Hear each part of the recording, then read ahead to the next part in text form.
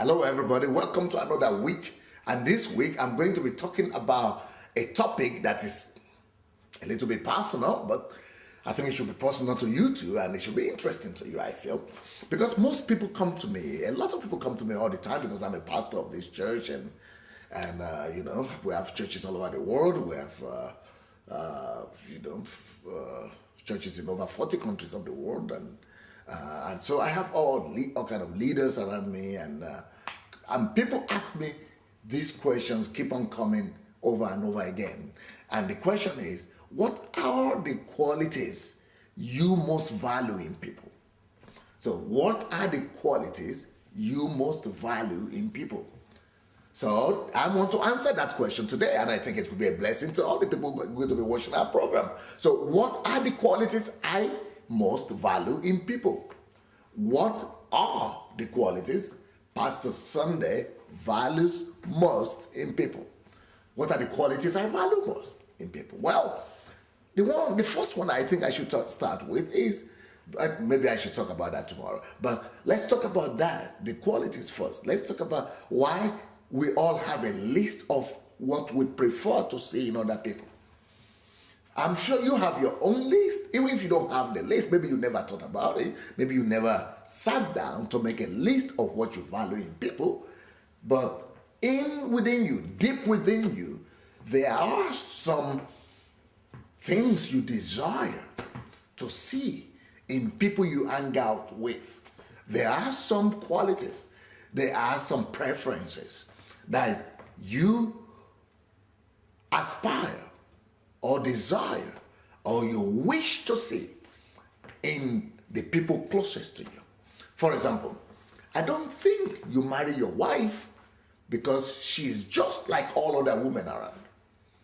If you marry her because nothing differentiates her from all other women, she's just the same thing like your neighbor's wife, I don't think that is very interesting to you. I think you marry her because you see some qualities in that lady that other ladies don't have. You saw her difference. You saw the qualities in her life. You saw the advantages she's got. And I don't think you choose to partner with that person because nothing is unique about him. No, I think you choose your partners by the values and by the preferences you have in your life or you aspire to have in your life. So what are the qualities that we most value in other people? They are mostly those things that we either possess or desire to possess. Talk to you more about that tomorrow. Blessings. Hello everybody, welcome to the second day when I'm talking to you about the qualities I most value in people. The qualities I most value in others. I'm sure you should have your own list of qualities that you most value in other people. If you don't, maybe you could listen to mine and get an idea of, and make even an analysis, a dissection of yourself, and get to know yourself better. And if that will help you to know yourself better, then you'll be able to better choose your relationships and choose your conversations and people you deal with on a daily basis. So my first quality that I admire most in people is the ability to see a need and respond to it. The ability to see a need and respond to it. Responsiveness towards a need that is glaring, obvious, that is before me. The ability to be sensitive to what other men are going through.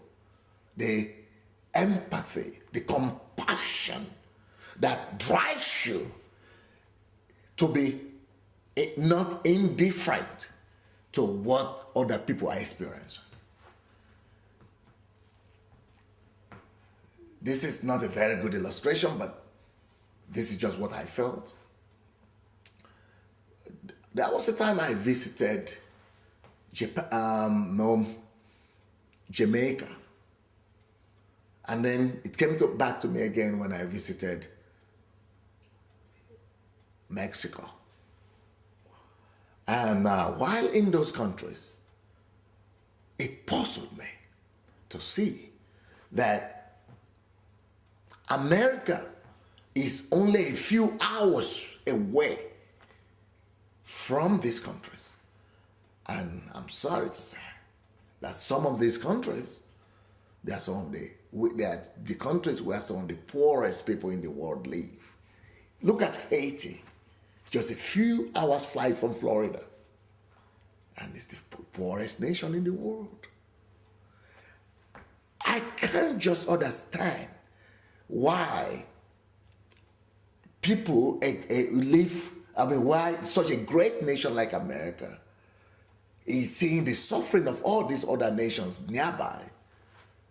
And of course, Christians are doing their best, and other organizations, social organizations are doing their best. But I'm talking as a nation. But that's the difference in Europe. It's very difficult to see a poor country in Europe. Why? Because all the European countries, as soon as a country opens up, like former Soviet Union, Albania, they flood those countries with investments and with contributions. So you never see a poor country in Europe. Let's be compassionate people, and let's make the world a better place. Hello everybody, welcome to another day when I'm talking to you about the qualities I most value in people. The qualities I most value in people. Maybe you have your own list of the qualities you most value in people. My next quality that I most value in people is transparency, authenticity, trustworthiness. And transparency is a big thing to me. I value people who walk their talk. I value people who do what they say. I value it so much. It's one of the most treasured qualities that I look for in people. If I want to go out with somebody, if I want to be friendly with somebody, I want to be a partner with someone, if I want to raise up leaders around me, one of the first qualities that I look for is that person doesn't say one thing and do another the next moment. And that is not saying what he's not thinking. I don't want to anger around someone that is thinking something and telling me another thing, and then going out from there and doing another thing. That's like what Jesus said. Let your yes be yes, and let your no be no. I like that genuineness of the heart, the transparency that makes somebody that when you see someone, you know what you say is what you got. Whatever he says is exactly what's going on within him. And whatever he's thinking, that's exactly what you are hearing. That is so precious to me. I value transparency. I value genuineness. And I hate with a passion hypocrisy and double-mindedness and double tongue and the people, trying to deceive others and creating one impression, while in reality they are totally different from who they are. Bible says, Jesus says, let your yes be yes, let your no be no. Anything above that is being evil. Anything above that is evil. That is, any attempt to give explanations, long explanations, any attempt to justify is all evil. If it is yes, let it be yes. If it is no, let it be no. Blessings. Hello everybody, this is another day. We are talking about the values or the qualities I most value in people. Do you have your own list now? What are the things you most value in people?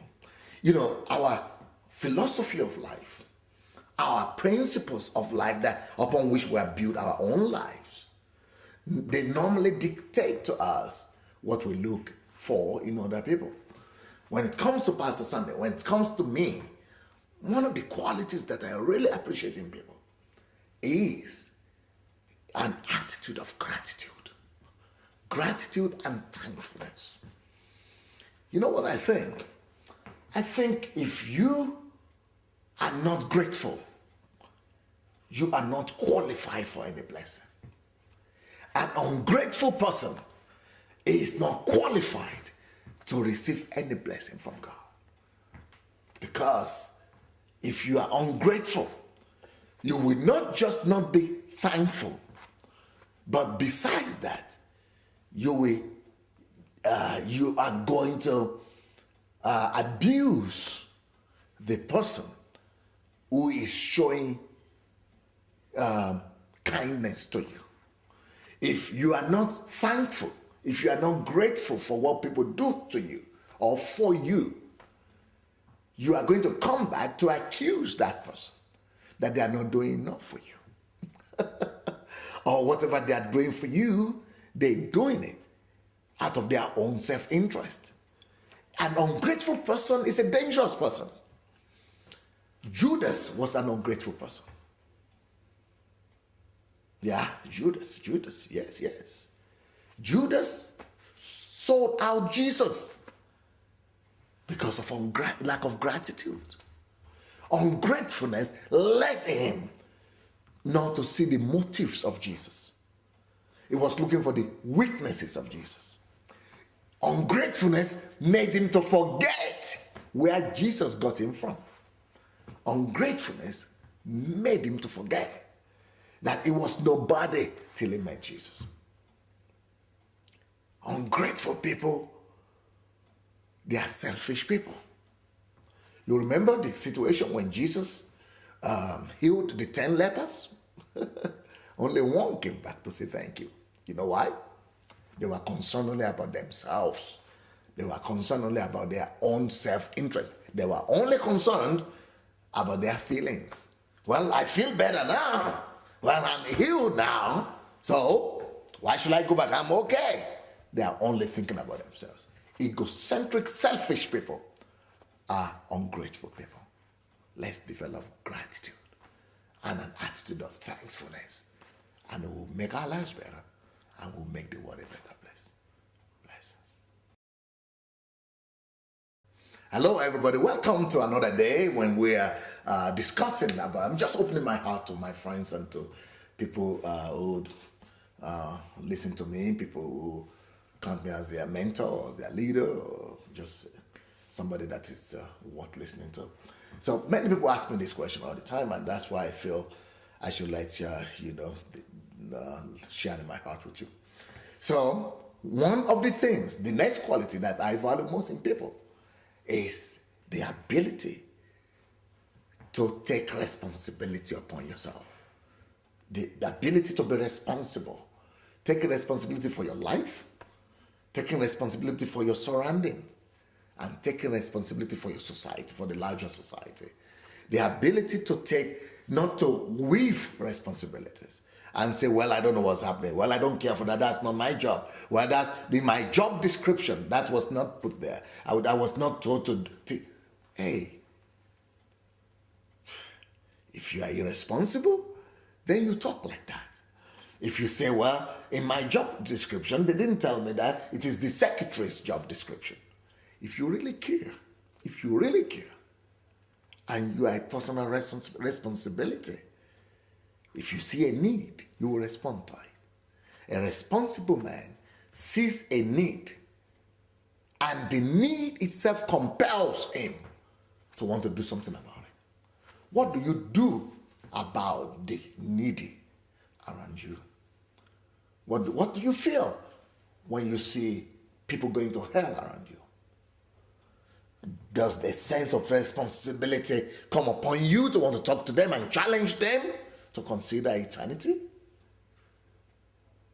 What do you feel when you go to Africa, or you sit in your bedroom, in your living room, and put on your TV and see the poor in Africa, in Ethiopia, in Mozambique and Somalia and other places, Somalia. Do you feel like doing something about it?